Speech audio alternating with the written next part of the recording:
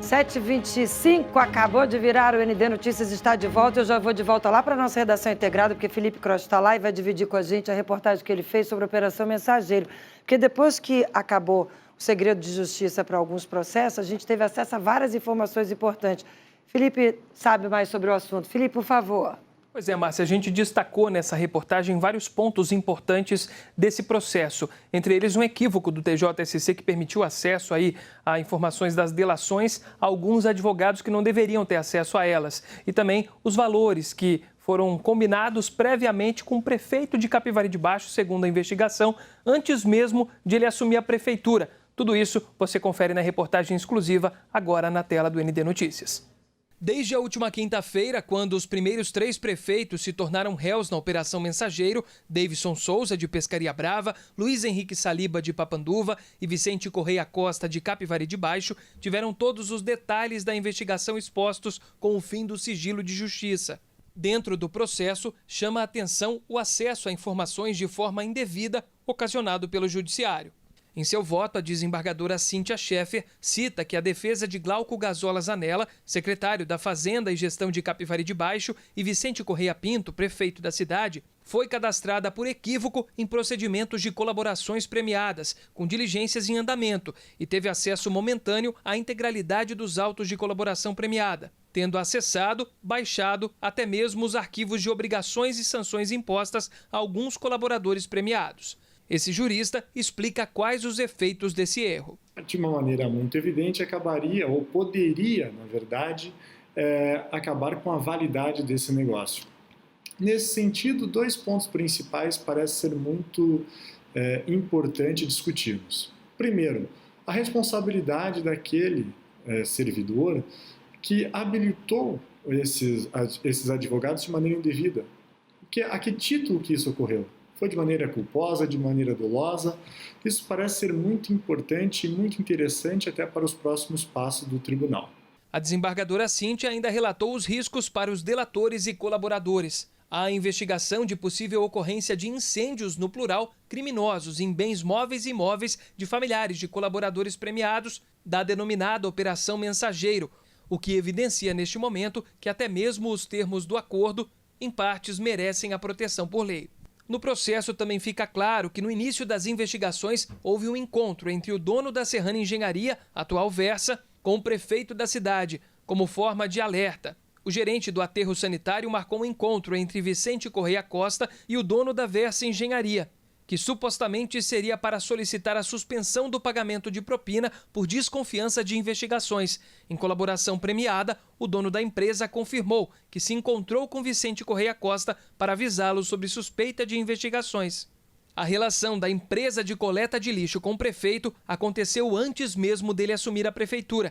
No final de 2020, antes da assunção de Vicente à chefia do Executivo Municipal, o gerente do aterro sanitário, com conhecimento e concordância do dono da Serrana, fez contato com ele, ocasião em que lhe prometeu vantagem indevida, que foi aceita, de modo a proporcionar facilidades à empresa serrana na execução do contrato vigente e em futuras pactuações com o ente público. Os pagamentos eram organizados pela empresa suspeita em planilhas. No dia do cumprimento do mandado de busca e apreensão, na sede da Serrana Engenharia, um dos funcionários teria pego pendrive com controle de propinas, que estaria dentro de um grampeador, quebrado e jogado em uma tubulação de água.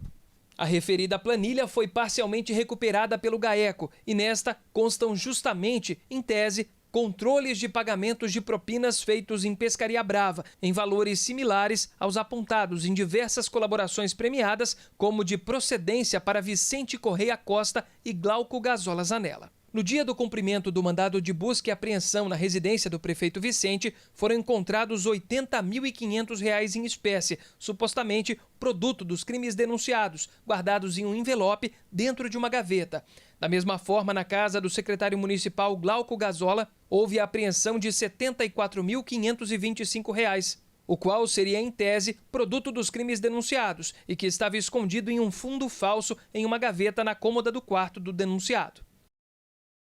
A nossa equipe procurou respostas com os advogados que defendem esses clientes citados na reportagem. O advogado Eduardo Faustina, que representa o Vicente e também o Glauco. Ele disse que assumiu a defesa dos dois há cerca de 30 dias e que esse episódio do vazamento, né, dessas informações que saíram aí das delações do TJSC e eles tiveram acesso, ocorreu com a defesa anterior e que a questão dos incêndios nada tem a ver com os clientes dele. A gente também fez contato com o Paulo Glinski, que representa 4 clientes que têm colaboração premiada, entre eles o prefeito de Bela Vista do Toldo. Ele disse que essas informações que tiveram acesso a outros advogados nada interferem no processo, segundo ele, para os seus clientes. O advogado da Serrana Engenharia fez contato também com a gente, mas disse que não vai se pronunciar sobre esse caso.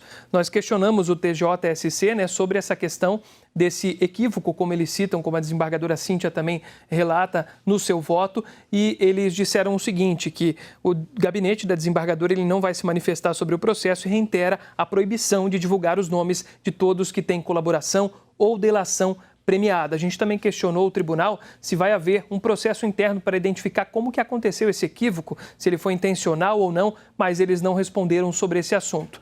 Essa reportagem e toda essa apuração foi conjunta entre a NDTV e também o Grupo ND. E lá no nosso portal líder de audiência, o ND+, você consegue acessar uma reportagem com mais detalhes sobre tudo isso que a gente apresentou aqui. Márcia, é claro que a gente segue acompanhando de perto a Operação Mensageiro e todo o desenrolar dessa investigação. Com certeza, porque essa operação é importantíssima, Felipe Crost e telespectadores. E é muito importante a gente reforçar aqui o trabalho seríssimo e técnico que a desembargadora Cíntia está fazendo. Então, com essa fala nossa, com essa nossa reportagem, ninguém aqui quis colocar em dúvida nada do que está sendo feito até agora, porque a gente já viu aí várias situações que aconteceram com a Lava Jato, de erros técnicos que foram apontados e no final deu no que deu a Operação Lava Jato. Então, ninguém está falando nada com relação à Operação Mensageiro, muito pelo contrário, estamos reforçando a seriedade e o lado técnico, a forma técnica com que a desembargadora Cíntia tem conduzido todo o processo. Não só a desembargadora Cíntia, como o Ministério Público, que fez esse belo trabalho, tem essas robustas provas que estão sendo levadas à Justiça. Aliás, falando em Ministério Público, Felipe Crost, obrigada, viu, Felipe, pela participação.